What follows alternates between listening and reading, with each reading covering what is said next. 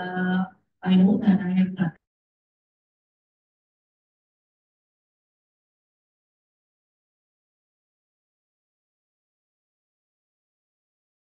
My first part of my uh, PPT is general, which is on abnormal uterine bleeding and a overview on gynecologic malignancy.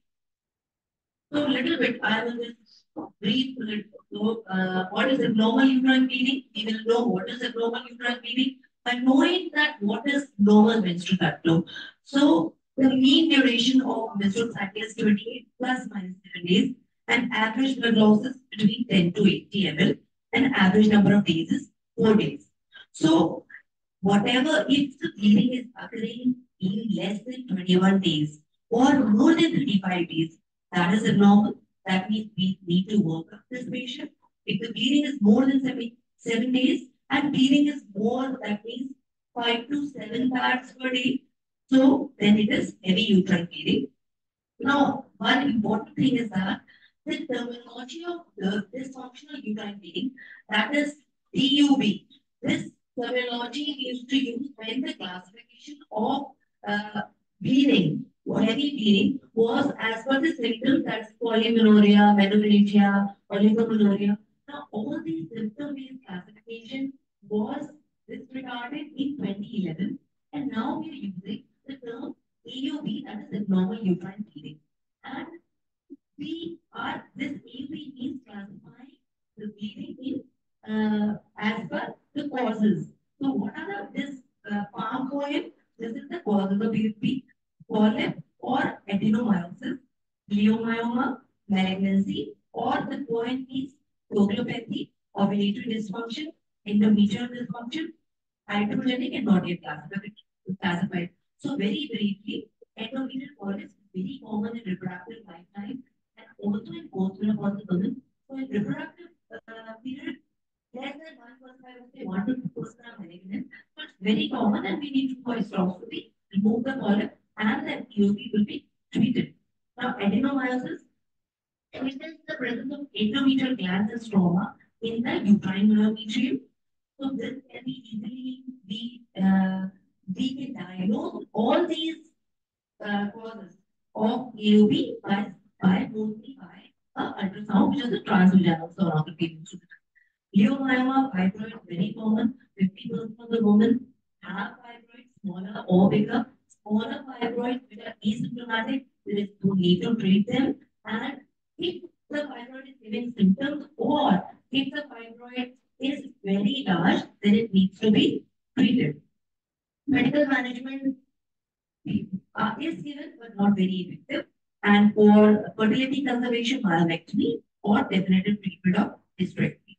Now, malignancy, so cervical malignancy, endometrial biopsy, endometrial cancer, and other ovarian tumors like granulosa tumor can cause abnormal uterine bleeding.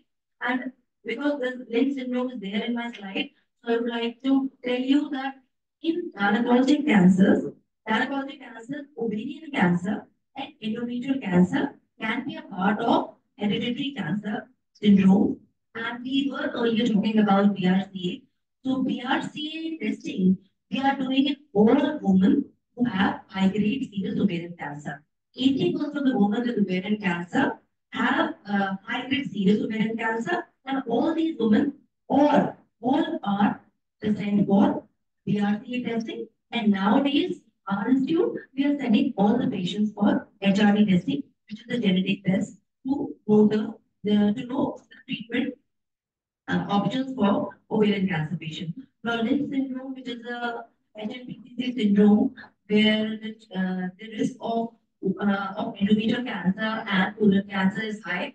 So, when a woman is diagnosed with endometrial cancer, in the biopsy, we are doing in all the patients, we are doing INC. And if the tumor is MMR positive, then those women are going for the Lynch syndrome genetic testing, germline testing, or women who have family history of colon cancer or endometrial cancer in the family, they are sent for germline Lynch syndrome testing.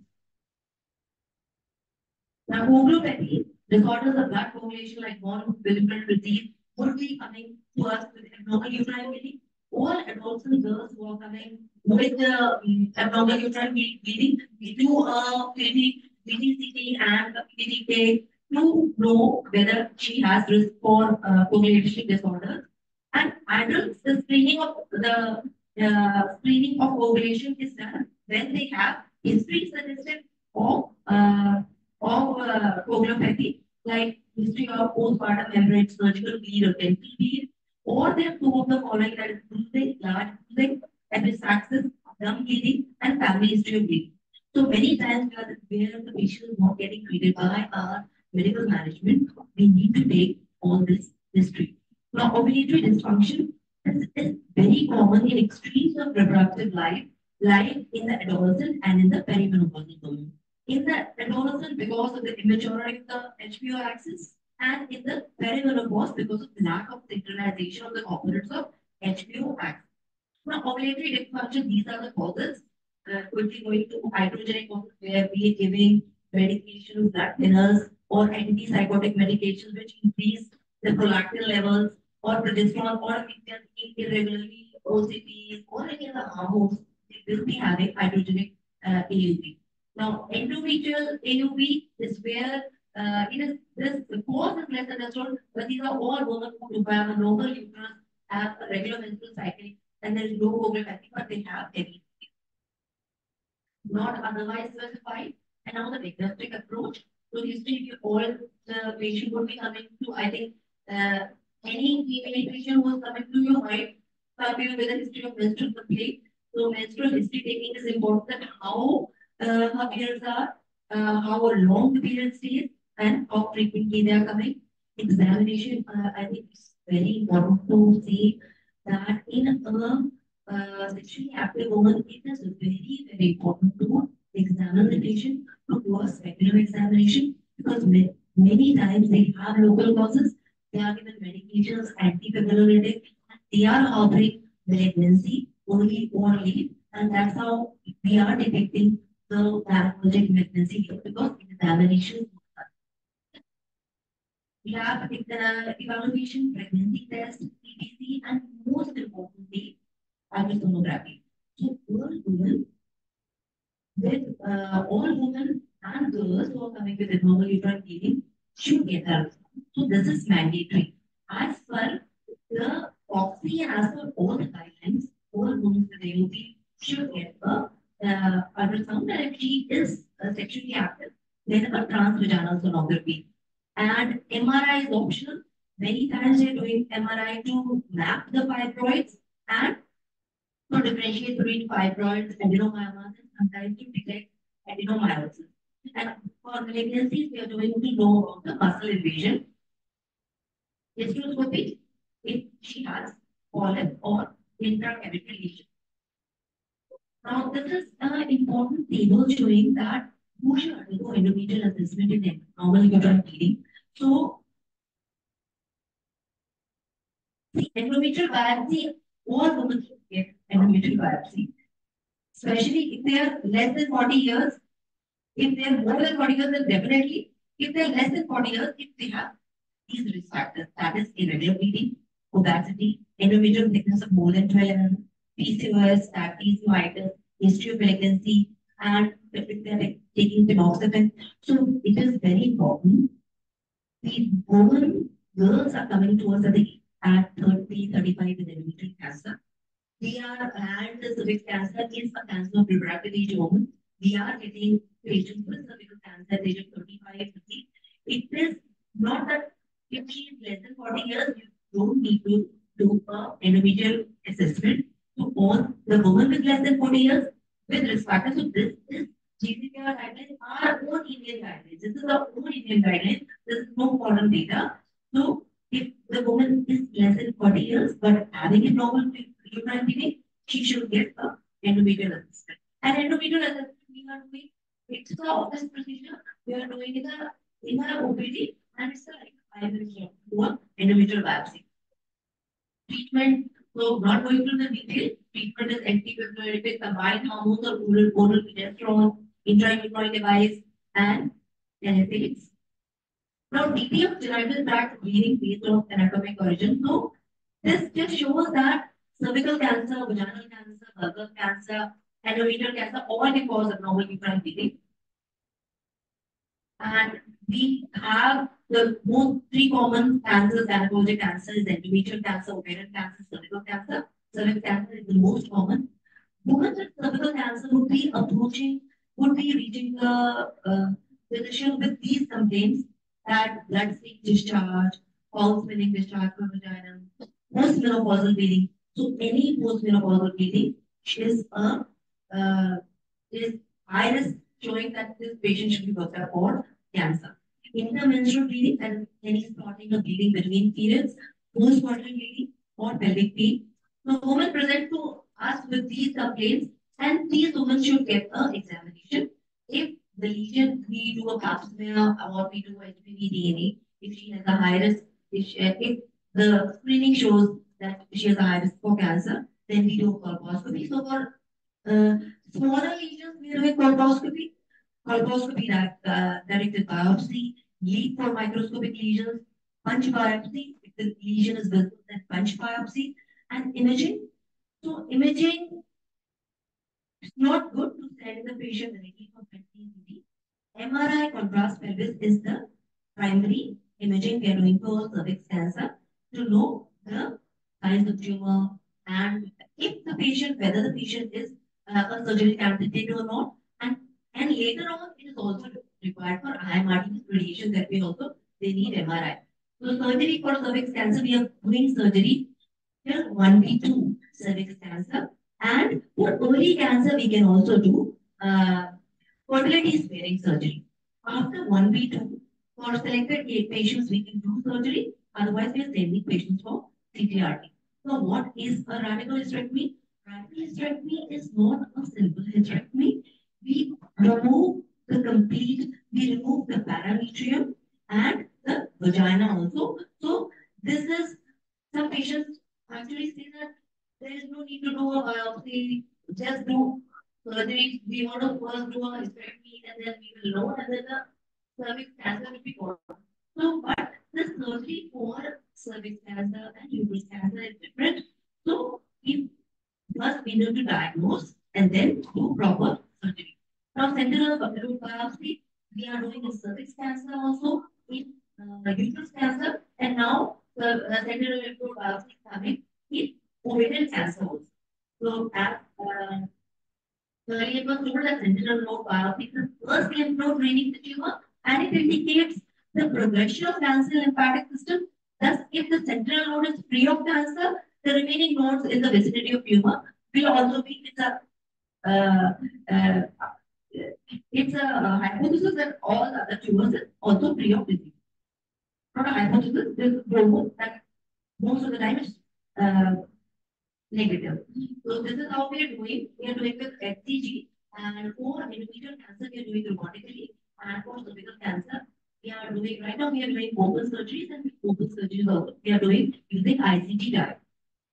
And what is the advantage of doing sentinel lymphobiopsy? Is that lymphedema and other complications of removing more nodes is more.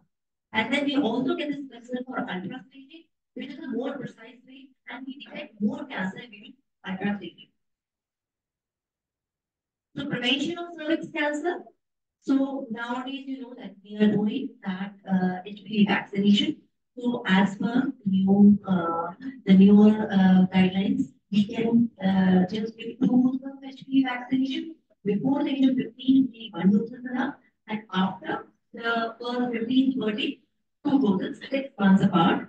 And as per the we have 2 vaccines, Gardasil 4 and Gardasil 9, and uh, as per the FDA approval, it is approved till 45 years of age. Pap smear after the age of 25 every 3 yearly, and if you're doing home testing with HPV DNA, then 5 yearly means we do HPV DNA and pap smear or LBC together, then every 5 years. Ovarian malignancy. So most of the tumors are epithelial tumors, 80% of the time, and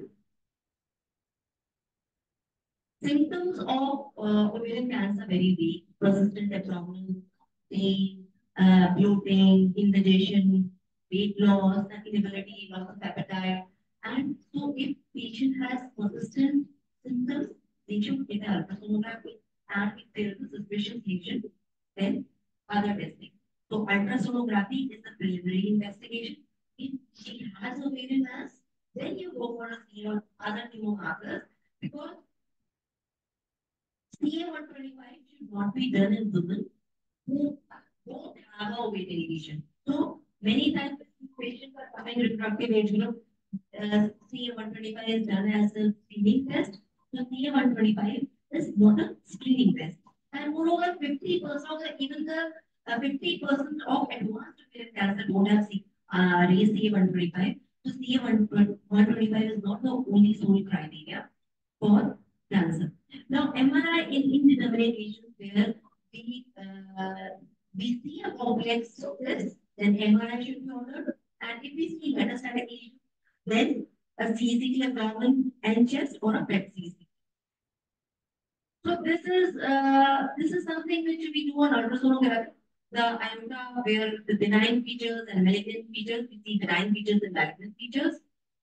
And in MRI, we look for the ORAT scoring. So this is what we are doing in our institute, ORAT scoring.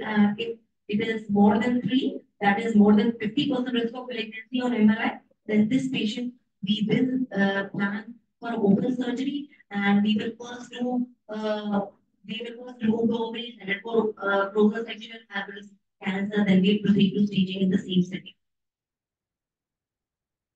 RMI is also a test for referring the patient. This is in the NICE guidelines, but I don't think so that this is routinely used. I think on ultrasonography or MRI or by looking at symptoms of the patient or with a IRC 125, then the physician should refer the patient to a gynecologic oncologist. Now, management, I'm not going into the details. I will just tell a little bit that if we have a suspicious lesion and we are not sure, we don't go into a FNAC or a biopsy of the ovary. We go and remove the ovary and do the section. If it is cancer, we need to staging. If it's not cancer, then treat it as a benign case. And then if we know that she has advanced ovarian cancer, we are sure by a biopsy that she has cancer, then we decide whether this patient needs primary upfront surgery, primary cytoreductive surgery, or if she should get NACD interval cytoreductive surgery.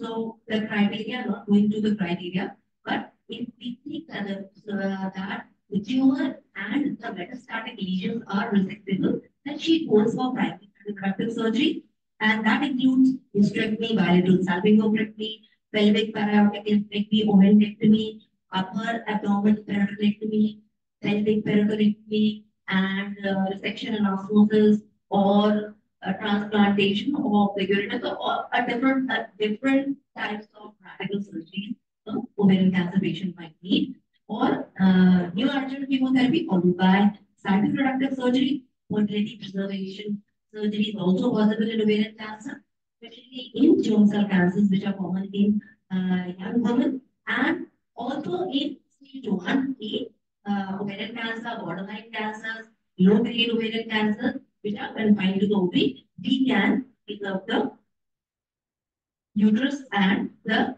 other ovary. The completeness of cytoreduction, so whenever you see a discharge slip, then you will see that we write that we have done a cytoreductive surgery, what is the CT score, and that indicates whether after doing the complete surgery, any residual disease was left behind. And this is very important to know prognosis of the patient. Not all women will get the CT0 resection, even in the best of the centers. If she has advanced disease, we might do a CT1 resection, or no, not all women. Now, this is high fat, and here we put chemotherapy into the abdomen for hot chemotherapy, not hot, 40 or 41 degrees Celsius for 90 minutes, and this is done after CC0 cytoreductive surgery. So we have many studies on this. Coming to endometrial cancer, most common presentation post-menopausal bleeding and post-menopausal discharge, heavy or irregular or intermenstrual bleeding. There are two types of endometrial cancer, and type 1 is estrogen dependent, type 2 is non-estrogen dependent, and this is cold prognosis. Why it is important? It is important to know whether the patient has type 1 cancer, type 2 cancer before going for surgery, because the extent of endometrial cancer surgery depends upon the pathology of cancer. So investigation. So for a post-menopausal woman, I think just a small important point that if on transvaginal sonography, a post-menopausal woman with bleeding, if she has less than 4 millimeter, we do a biopsy, if it's more than 4 millimeter, then we do a biopsy, hysteroscopy, or DNC, or triple biopsy or dilatation. Investigation for endometrial cancer, MRI contrast pelvis, and PET CT to look for metastasis if required. MRI contrast pelvis is most of the time enough because we are detecting 80% of the endometrial cancer in stage 1. Management is surgical staging is the mainstay of treatment, and extent of surgery depends upon the grade and stage of disease. That's why without doing a biopsy, it's not good to do a definitive treatment. Patients' comorbidities and fitness for surgery also decides the extent of surgery. So standard surgery is robotic extrafacial hysterectomy, robotic or laparoscopic extrafacial hysterectomy, BSO, sentinel fluid biopsy, and for type 2 tumors, pelvic lumpectomy, paraortic lumpectomy, and infracolectomy. Now, role of robotic surgery in gynecologic cancer. So earlier, I was telling about the ideal treatment and acceptable treatment. So in Rajiv Gandhi, we are trying to give ideal treatment to patients. So if we have all the facilities for ideal treatment in ICU, and I'm proud to say that we have a very good gynecologic oncology department. We have organ-based organ-based departments. So we have our gyne-onco medical oncologists, we have gyne-onco-pathologists, we have gyne-onco radiotherapy. So these we have a team of people who are giving specialized care only to gynecologic oncology patients. We are trying to give ideal treatment as per the guideline. So role of robotic surgery in gynecologic oncology, the endometrial cancer, early stage ovarian cancer, nowadays interval standard rapid surgery for ovarian cancer, also robotic surgery has a role. So it is coming up in early 2018. We had a blow on cervix cancer that we are not utilizing it for advanced or more than 2 centimeter tumors, but hopefully in the future we will. So I am hopeful that most of the gynecologic cancers we would be treating robotically and minimal invasively. And advantage of robotic surgery, more ergonomic for the surgeon, and improves it because we have such good instruments with us. And for the patient, lower incidence of complications, less blood loss, faster recovery, smaller incisions, and the patient can move the next day. After doing a big radical surgery, patient can go home the next day. So it's very good for the patient. Thank you.